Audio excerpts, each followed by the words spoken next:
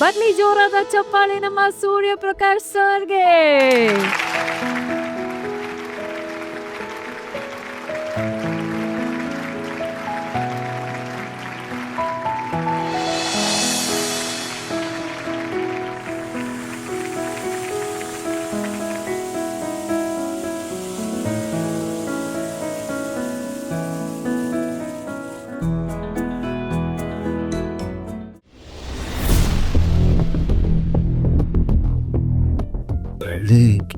ಏನೇದು twist ಮೇಲೆ twist ready ಆಯ್ತೋಗೋಣ. ನಾವೇನ್ ಗೆಲ್ಲಲ್ವಲ್ಲ ಬಿಡು, ನಾವೇನ್ ಕಾಣಿಸಲ್ಲ. ನಮ್ಮ ಸಿಂಹ ನೋಡಿದ್ರೆ ಸ್ಟೇಜ್ ಮೇಲೆ ಚಡ್ಡಿ ಉದ್ರೋಗ ಮಟ್ಟ ಹೊಡಿತಾರೆ. ಓಕೆ ಬಾರೆ ಹೋಗೋಣ. ಇಷ್ಟೊತ್ತು ಆಡೋಣ ಅಂತ ತಲೆ ತಿಂತಾ ಇದೆ, ಇವಾಗ ತಗ್ಲಾಗ್ತಾ ಇದ್ಯಾ? ಎಸ್ಕೇಪ್ ಆಗೋಣ ಅಂತಿದ್ಯಾ? ನಾನು ಹಂಗಂದ್ರೆ ಹಿಂಗಂತೆ, ಹಿಂಗಂದ್ರೆ ಹಂಗಂತೆ. ಒಳ್ಳೆ ಸವಾಸ ಆಯ್ತಲ್ಲ ನಿಂದು. ಗರ್ಜನೆ ಮಾಡೋದಕ್ಕಿಂತ ಮುಂಚೆ ಎದ್ದೋಗೋಣ ಬಾರೆ. ಇದು ಓಕೆ ಸೂರ್ಯಪ್ರಕಾಶ್ ಸರ್, ನಿಮ್ಮನ್ನ ವೇದಿಕೆ ಮೇಲೆ ನೋಡಿ ತುಂಬಾನೇ ಖುಷಿ ಆಯ್ತು ನಮ್ಗೆ. ಶಾಂತಿ ಜ್ಯುವೆಲರ್ಸ್ ಅಂತಂದ್ರೆ ಎಲ್ಲಾ ಫ್ಯಾಮಿಲೀಸ್ಗೂ ಒಂದು ಸ್ಪೆಷಲ್ ಎಮೋಷನ್ ಸರ್. ವಿನ್ನರ್ಸ್ ಅನೌನ್ಸ್ಮೆಂಟ್ಗಿಂತ ಮುಂಚೆ ಈ ವೇದಿಕೆಯಲ್ಲಿ ನಿಮ್ಮ ಒಂದು 2 ಮಾತುಗಳನ್ನ ಕೇಳಿಸ್ಕೋಬೇಕು ಅಂತ ನಾವು ಆಸೆ ಪಡ್ತಿದ್ದೀವಿ. ನಾನು ಈ ಶೋಗೆ ಬರೋದಕ್ಕೆ ಮುಖ್ಯ ಕಾರಣ ನನ್ನ ಸೊಸೆ.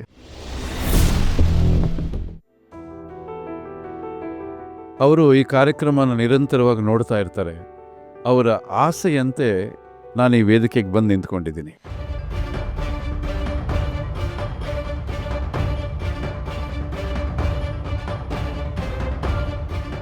ಸರ್, ನಿಮ್ಮ ಐಟಮ್ಸ್ ಎಲ್ಲ ರೆಡಿ ಇದೆ ಸರ್. ಇಲ್ಲ, ಚಿನ್ನದ ರೇಟ್ ಜಾಸ್ತಿ ಆಗಿದೆ. ನಿಮ್ಮ ಹಳೆ ರೇಟಲ್ಲೇ ಮಾಡಿಕೊಟ್ಟಿದ್ದೀನಿ ನಾನು. ಆಯಿತು, ನಾಳೆ ಡೆಲಿವರಿ ತೊಗೊಳ್ಳಿ. ಪೇಮೆಂಟ್ ನಿಧಾನ ಕೊಡಿ, ಪರವಾಗಿಲ್ಲ. ಆಯ್ತಾಯಿತು. ನೂತನ ದಂಪತಿಗಳಿಗೆ ಶುಭವಾಗಲಿ.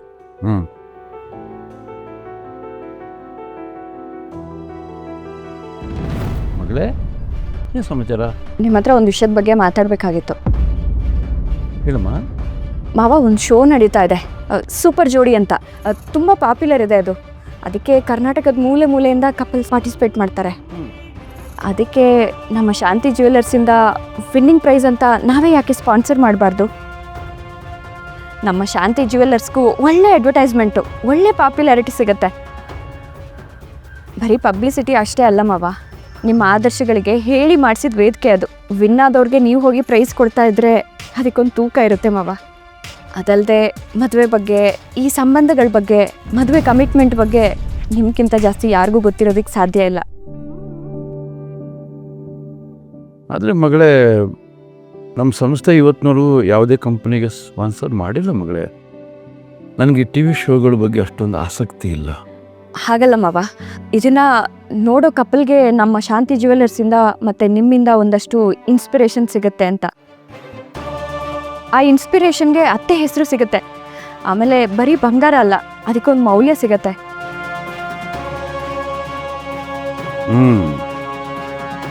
ನೀನು ಇಷ್ಟೊಂದು ಹೇಳ್ತೀಯ ಅನ್ನೋದ್ರಲ್ಲಿ ಏನೋ ಒಂದು ಅರ್ಥ ಇದ್ದೇ ಇರುತ್ತೆ. ಆಯಿತು, ನೀನು ಇಷ್ಟದಂತೆ ಆಗಲಿ, ಅರೇಂಜ್ ಮಾಡು.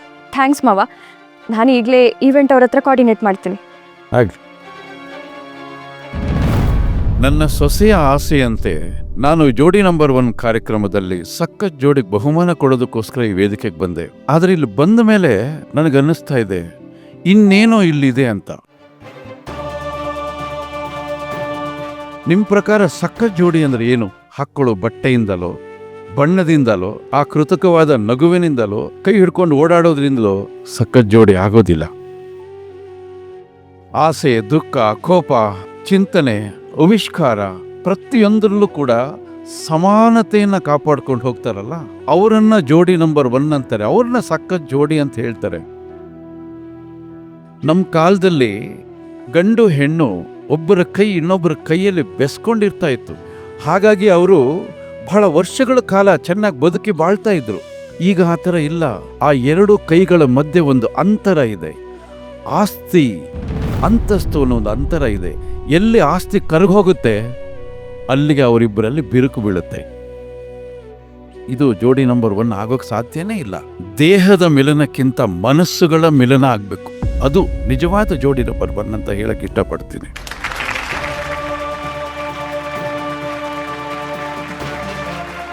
Thank you so much sir, thank you so much. ಒಂದು ಪರ್ಫೆಕ್ಟ್ ಜೋಡಿಗೆ ಸರಿಯಾದ ಡೆಫಿನೇಷನ್ನ ನೀವು ಕೊಟ್ಟಿದ್ದೀರಾ ಸರ್. ಈಗ ವಿನ್ನರ್ ಯಾರು ಅಂತ ಅನೌನ್ಸ್ ಮಾಡುವಂತ ಸಮಯ. ಆ್ಯಂಡ್ ದ ವಿನ್ನರ್ ಇಸ್ ಜೋಡಿ ನಂಬರ್ 1 ಸಖತ್ ಜೋಡಿಯ ವಿಜೇತರು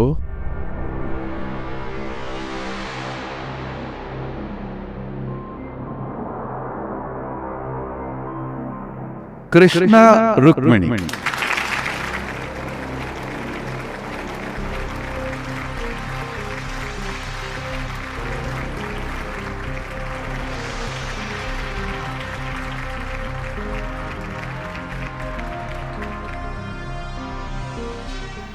ಏನು ಹಿಂಗಾಗೋಯ್ತು?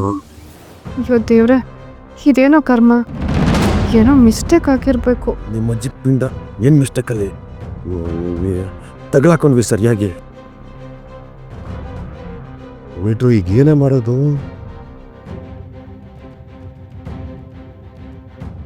ಲೇ, ಈ ಚಳಿ ನಡುಕ್ತಾ ಇದ್ದೀನ, ನಮ್ಮ ಅಪ್ಪನ ಭಯಕ್ಕೆ ನಡುಕ್ತಾ ಇದ್ದೀನ, ಒಂದು ಗೊತ್ತಾಗ್ತಿಲ್ಲ ಕಡೆ. ಸುಮ್ಮನೆ ಕುತ್ಕೊಳ್ಳೋ. ಕೃಷ್ಣ ರುಕ್ಮಿಣಿ ಪ್ಲೀಸ್ ವೇದಿಕೆ ಮೇಲೆ ಬರಬೇಕು.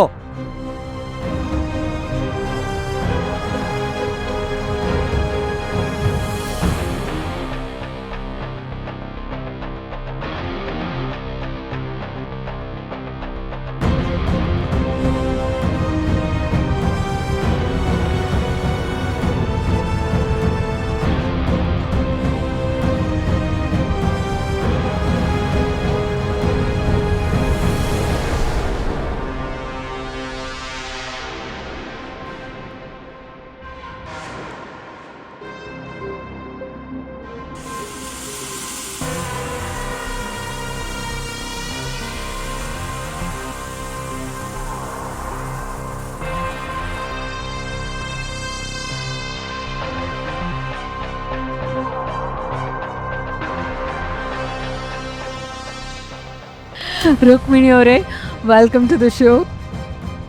ಇದೇನಿದು, ನೀವೊಬ್ರು ಬಂದಿದ್ದೀರಾ?